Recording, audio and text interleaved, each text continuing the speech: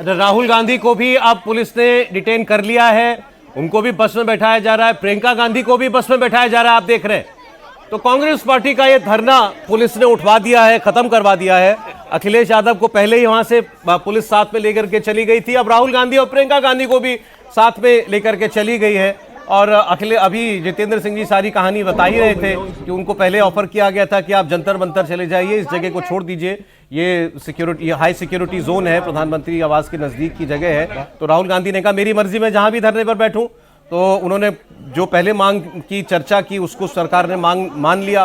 फिर उन्होंने कहा नहीं, शिक्षा मंत्री का इस्तीफा भी चाहिए। तो मुझसे मंत्री जी ने कहा कि आपने पहले एक ही मांग की थी। उन्होंने कहा मेरी 2 मांग है, मेरी मर्जी, मैं अपनी मांग बदल रहा हूं। तो राहुल गांधी जी ने आज बिल्कुल मनमर्जी करने की कोशिश की। लेकिन बात अभी जो प्रदीप जी कह रहे थे, ये एसपीजी प्रोटेक्टिव परिवार रहा है पूरा, जानते हैं प्रधानमंत्री आवास की सुरक्षा के क्या मायने हैं।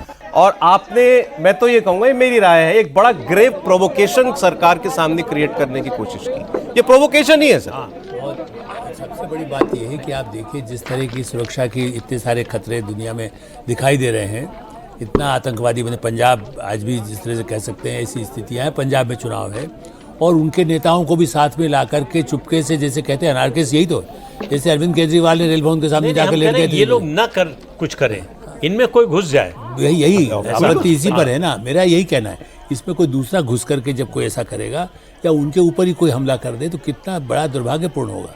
हम सबसे बड़ी चिंता की बात यही है कि आप ऐसा करके संसद में बात नहीं कर रहे हैं।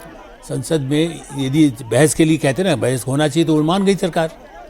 इसके लिए तो जब स्पीकर के साथ बैठे हैं, हम कह रहे हैं उससे भी बात बहुत आगे बढ़ जाए। मान लीजिए कि भाई अब तो आर पार की सही, पॉलिटिकल कॉन्फ्रंटेशन की भी तो कोई मर्यादा होती होगी नहीं कि भाई यहाँ इस हद तक जाएंगे। और ये तो विदेश जाते हैं, अभी ब्रिटेन होके आए हैं, 10 डाउनिंग स्ट्रीट के सामने किसी ने देखा इस तरह का कोई धरना?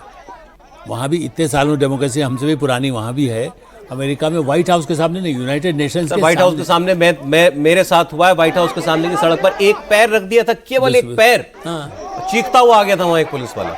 यही मेरा कहना, यहाँ पर भी सुरक्षा, जैसे अभी प्रदीप जी कह रहे थे, एसपीजी के वहाँ पर निकलते हुए आपको गोली मारी जा सकती है। यदि कोई गलत संदिग्ध दिखाई देगा कि आपकी गाड़ी भी जा रही हो तो उसको रोक दिया जाता है कि प्राइम मिनिस्टर जा रहे हो क्या। लेकिन ये जरूर है कि राहुल गांधी ने सरकार को थोड़ी देर के लिए तो एक सांसद में डाल दिया कि भाई क्या करें, कैश 22 सिचुएशन है, बल प्रयोग करते हैं तो दिक्कत है, नहीं करते तो सिक्योरिटी का प्रॉब्लम है। इस काम को सर वो कहीं भी कर सकते थे, जितनी लाइमलाइट उनको यहाँ मिली, तो उसके लिए 7LKM प्रधानमंत्री निवास के गेट पर आके ये करने की जरूरत नहीं। जंतर मंतर चले जाते, दुनिया भर का कैमरा वहीं उनके पीछे, कहीं भी को इस काम दिखाता को करते, पार्लियामेंट के बाहर आके करते, वहाँ पे कर्तव्य पथ पे करते, कहीं भी करते तो ये मिलता।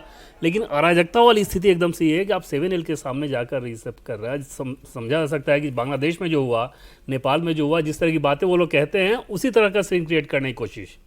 अरविंद केजरीवाल के भी बयान आप उसी दिशा में देखें कि बार बार आप उस चीज़ को कर रहे हैं।